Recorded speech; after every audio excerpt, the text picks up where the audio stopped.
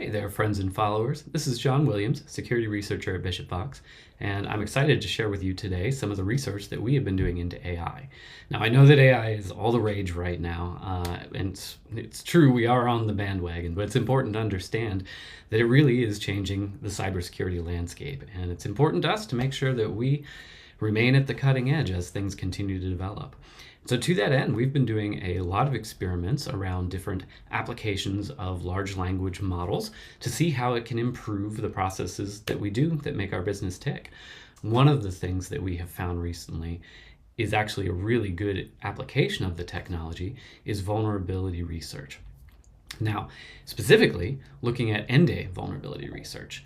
Now, you may or may not be familiar with the process, but typically, let's say a vendor of some security product that is very popular drops an advisory online and they announce that there's a new vulnerability affecting their product.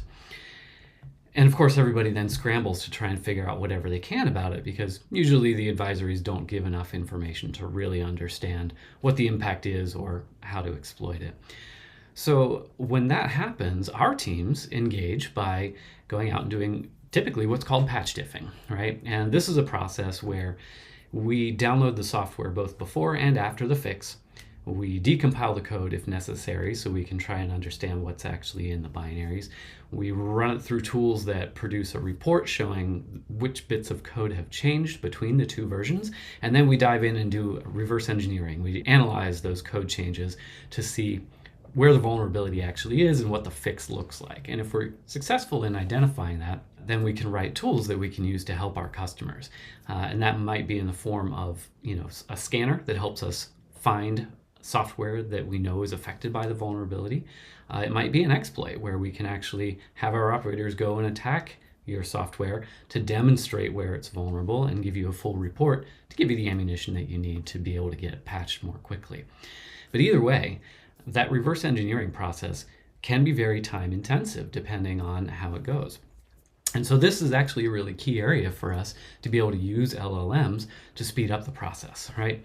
Now, in some cases, when you run a patch diff, your report is very straightforward. You only have a handful of things that changed, and it's obvious where the vulnerability is. But in cases that are not so straightforward, that's where the LLMs really have the potential to shine. Because if you can give the AI a report that has thousands of changed functions between these two versions, you can then ask it, hey, what do these changes mean? And out of all of these thousands of functions, which ones are most likely to represent the change described in this security advisory? And it turns out that this approach is pretty effective. Your analysts, they know where to focus, they can dive in a lot quicker, and it's much more likely that they will find the vulnerability and be able to write the tools you need while saving a lot of time. So we designed an experiment around this particular workflow, wrote a tool that would, process this type of a patch diff report very quickly through automation and using different Bedrock LLM models on the back end. And I'm not going to go into all the details here because we have a full report that you can read on our website.